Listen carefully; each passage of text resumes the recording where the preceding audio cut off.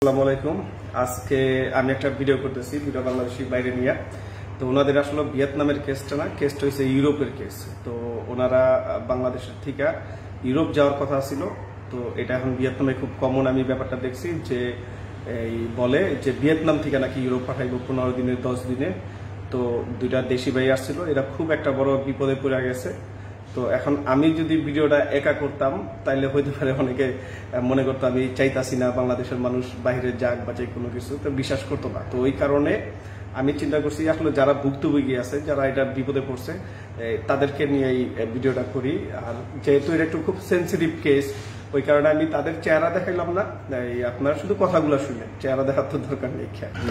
ভাই আমি আসলে ওনাদের নামটা জিজ্ঞাসা করলাম না, আর ওনাদের অ্যাড্রেস বাঁচাই কি আছে এগুলো জিজ্ঞাসা করলাম না, কারণ এটা একটা প্রাইভেসির ব্যাপার আছে। তো আপনাদের সাথে কি হয়েছে একটু বলেন। আমরা মূলত আসলে ইউরোপে যাওয়ার স্বপ্ন নিয়ে ফাইল জমা দিয়েছিলাম বাংলাদেশে একজনের কাছে। তো উনি আমাদেরকে বলছে পারমিট দিছে, প্রথমে ই ভিসার পারমিট দিছে, আমাদেরকে স্পেনে পাঠাবে। তো বলছে যে ইমিগ্রেশন কন্ট্যাক্ট করে বাংলাদেশ থেকে পাঠিয়ে দেবে, তখন আর ওইখান থেকে পাঠাতে পারে নাই। তো আমাদেরকে যখন ওইটা মিস হইলো তখন আমাদেরকে বলছে যে কম্বোডিয়া পাঠাবে। কম্বোডিয়া থেকে এই আপনার ভিজিট ভিসায় 1 সপ্তাহের ভিতরে কম্বোডিয়া থেকে ভিজিট ভিসা করে পাঠিয়ে দিই। তো আমাদেরকে কম্বোডিয়ার ভিজিট ভিসা দিয়ে কম্বোডিয়া পাঠিয়েছে। কম্বোডিয়া পাঠানোর পরে 1 মাসের ভিজিট ভিসা দিয়ে পাঠিয়েছে। তো ওইখান থেকে কিছু করতে পারে নাই, 1 মাস ওভার হয়ে গেছে। তো এখানে তো থাকার আর কোনো নিয়ম নাই। তো কম্বোডিয়া থেকে আবার বলতেছে যে ভিয়েতনাম থেকে এখান থেকে আর পাঠানো যাবে না, ভিয়েতনাম থেকে পাঠিয়ে দেবো। ভিয়েতনাম গেলে ভিয়েতনাম থেকে 1 সপ্তাহে পাঠিয়ে দেবে। তো আবার আমাদেরকে ভিজিট ভিসা ভিয়েতনাম পাঠাইছে। ভিয়েতনাম থেকে 1 সপ্তাহের ভিতরে আমাদেরকে একটা ভিসা দিয়েছে, একটা ফেক ভিসা দিয়েছে আমাদেরকে ডেনমার্কে। তো এটা দিয়ে ফ্লাইট দিবে বলছে। তো এখান থেকে আমার ইন্ডিয়ান কিছু লোকের সাথে বাংলাদেশি, আপনারা যখন কম্বোডিয়া আসছেন তখন আপনাদের আপনি দেখাশোনা করছে বাংলাদেশি না ইন্ডিয়ান? বাংলাদেশি দেখাশোনা করছে, বাংলাদেশি করছে। এরপরে ইন্ডিয়ানদের কাছে কিভাবে গেল? ইন্ডিয়ানদের কাছে কম্বোডিয়া থেকে, মূলত কম্বোডিয়া থেকেই ইন্ডিয়ান হেরাই আমাদেরকে ইউরোপ পাঠাবে আর কি। বাংলাদেশিরা ইন্ডিয়ান হেরারে বুঝাই দিছে, ওনাদের কাছে বুঝাই দিছে, ওনারা আমাদেরকে কম্বোডিয়া থেকে পাঠিয়ে দেবে ইউরোপে। তো ওইখান থেকে পারা নাই, তারপরে ইন্ডিয়ানরাই আমাদেরকে ভিয়েতনামে আনছে যে এখান থেকে ওইখান থেকে এখন হচ্ছে না, ভিয়েতনাম থেকে হবে। তো এখন ভিয়েতনামে আপনারা আসলেন কদিন টোটাল? আমরা ভিয়েতনামে 1 মাসের ভিজিটে পাঠাইছে। আমাদের ওই ভিসা দিছে 1 সপ্তাহের মধ্যেই, একটা ফেক ভিসা দিছে। ইউরোপের ভিসা ডেনমার্কের ফেক ভিসা দিছে। তো ফেক ভিসা দিয়ে বলতেছে যে আজকে ফ্লাইট দিবে, কালকে ফ্লাইট দিবে, 2 দিন 4 দিন করতে করতে এইভাবে আমাদের 1 মাস ওভার হয়ে আমরা আরো এই ভিয়েতনামে ওভারস্টে হয়ে গেছে প্রায় 2 মাসের মতো। এইভাবে আমরা এখানে ভুক্তভোগী হয়েছি। তো এইভাবে আসলে তারা বলছে যে ভিসাটা আমরা যাচাই করার পরে বলছি যে আমরা ভিসাটা তো ফেক।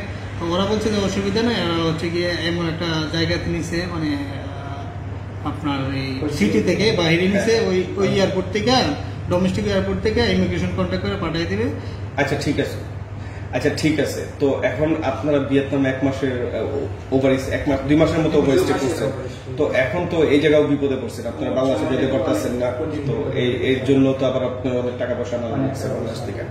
তো এখন আমি আসলে এই ভিডিওটা করার উদ্দেশ্য হচ্ছে, আমার ইউটিউব চ্যানেলে অনেক আছে হইতে পারে খুব ফুর্তি লেখার জায়গা না মনের মধ্যে। তো ওই ফুর্তি নিয়ে বলে যে ভাই আমি তো ফ্রান্স যেতেছি, আমি তো ইটালি যেতেছি, ভিয়েতনামের থেকে 10 দিনের ফ্লাইট, অথবা ভিয়েতনামের থেকে এই আমেরিকা যাবো অথবা তাদের দেশে যাবো। তো এরা আসলে মূল ঘটনাটা জানে না, ঠিক আছে? এরা মূল ঘটনা জানে। তো এখন আমার কথা হয়েছে বাংলাদেশ থেকে পৃথিবীর সব দেশে যাওয়া যায়, এটা তো অস্বীকার করার মতো কিছুই নেই, ঠিক না? তো আমরা যদি বাংলাদেশ থেকে যদি অন্য দেশে যাইতে পারি, হইতে পারে অনেক দেশের এম্বাসি বাংলাদেশে নাই, ওইটার জন্য এম্বাসি ফেস করা লাগে আপনার ইন্ডিয়া অথবা অন্যান্য দেশে যাওয়ার ক্ষেত্রে। কিন্তু ভিসা তো নেওয়ার পরে বাংলাদেশ থেকেও ফ্লাই করা যায়, ঠিক আছে? এখন এই ভিয়েতনাম থেকে ইউরোপে যাওয়া অথবা আমেরিকা যাওয়া, এই জিনিসগুলো যদি বাংলাদেশ থেকে যদি না হইতো তাইলে মানতাম আমি যে হয় না। তো এখন এই যে ইউরোপে যে ভিয়েতনাম হইয়া অথবা কম্বোডিয়া হইয়া যে লোকগুলা পাঠাইবো ইউরোপে পাঠাইবো 10 দিনে অথবা 15 দিনে, তো এইটার পক্ষে আপনারা কি বলেন? যারা আসতে যেতেছে আমরা বাংলাদেশে, চাই যাতে আমরা যেরকম বিপদে পড়ছি আর অন্য কেউ যাতে এরকম না এটা হয়। আসলে মূলত এটা সম্পূর্ণ অবৈধ। অবৈধ। এটার কোনো আসলে বৈধ কোনো কথা কাজ নাই। নাই, এটাতে বৈধ কোনো কাজ করতে পারবে না। এখান থেকে ভিজিটা এসে তারপরে যে ইউরোপের ভিসা করে দেবে এরকম কোনো সুযোগ নাই। আমরা যেটা এটার ভুক্তভোগী, আমরা এই একটা ভুল করছি, এই বলে আসলে আমাদেরও এখানে বিপদে পড়ে গেছি। আমরা এখন দেশেও যেতে পারতেছি না, এটা যাতে আর কেউ এইভাবে না আসে এটা কোনোভাবেই পসিবল না। যারা ইউরোপে যাওয়ার স্বপ্ন দেখেন লিগেল প্রসেসে বাংলাদেশ থেকে প্রসেস করেন, এটাই সবচেয়ে ভালো হবে।